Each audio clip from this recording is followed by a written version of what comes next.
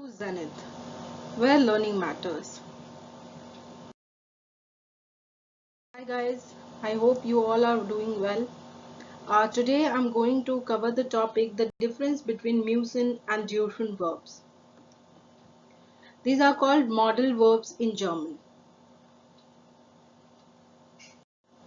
First, let us understand the conjugation of both the verbs. So first I'm starting with müssen verb.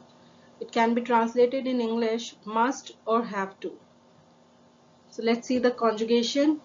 Müssen, ich muss, du musst, sie muss, wir müssen, ihr müsst, sie müssen. I already wrote the translation.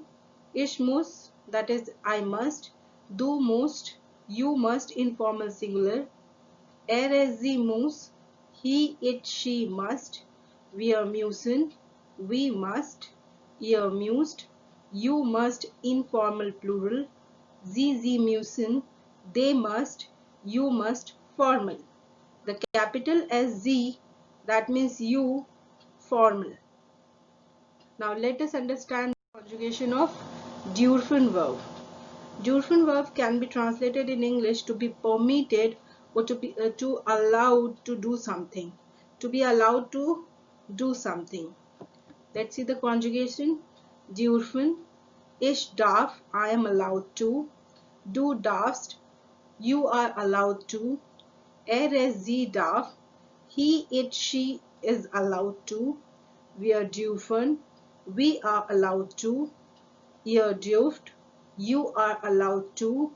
Sie dürfen, they are allowed to, or you are allowed to.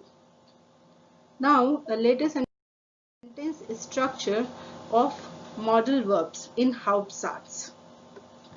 So there are three kinds of sentences in German, that is W-Fragen, Ja-Nein-Fragen und Antwort. So let us understand first the W-Fragen.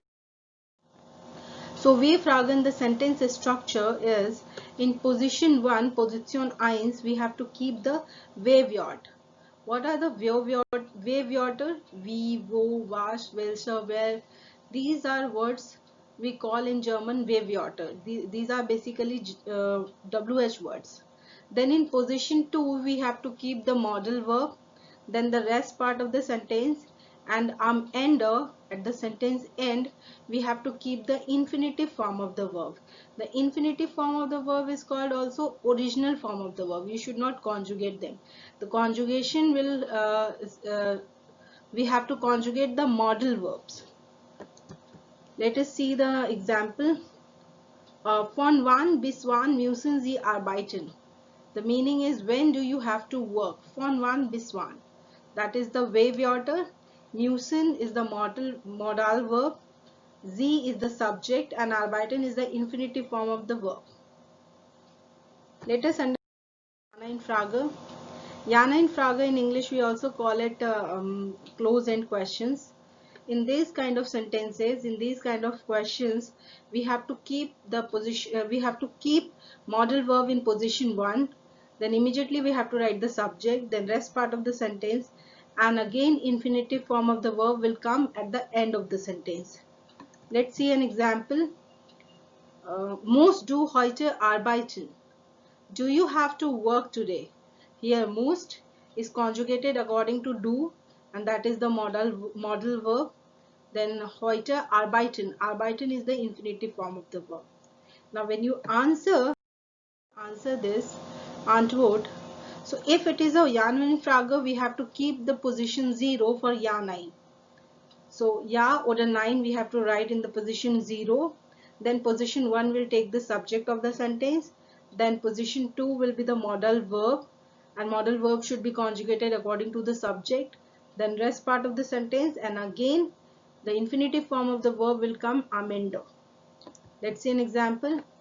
Ja, ich muss jeden Abend bis 19 Uhr arbeiten. Yes, I have to work until 7 p.m. every night, every evening or night. So here ich is the subject, muss is conjugated according to is, that is the modal verb, and arbeiten is coming at the end of the sentence. Let's see an example of müssen verb again. Sie müssen im Bett bleiben. So you have to, you must, you have to stay on bed. Sie müssen jeden Tag spazieren gehen. You have to go for a walk every day. So in these two sentences, müssen is coming in the second position, bleiben and gehen, basically spazieren gehen. These are the infinitive form of the verb which is coming at the end of the sentence. Now here I wrote some examples. You can frame your own sentences. Sie müssen, then whatever the subjects are, there are the examples you can keep on that dotted position, and then you can frame your own sentences. You can write your answer on the comment box below in my YouTube channel or Facebook page, or I'll make a blog on this. You can write on my blog also, blog comment section also. Now let's take an example of dürfen verb. Sie dürfen eine Pause machen. That means you may or you are allowed to take a break. Jetzt dürfen wir schwimmen gehen. That sentence is now we are allowed to go to swim. In these two sentences, dürfen is taking at the second position of the sentence. Machen and gehen are the infinitive form of the verb. You can frame the sentences. Here I wrote some examples. You can frame your own sentences. Again, you can write your answer on comment section. Now one thing we have to remember, that is nicht dürfen.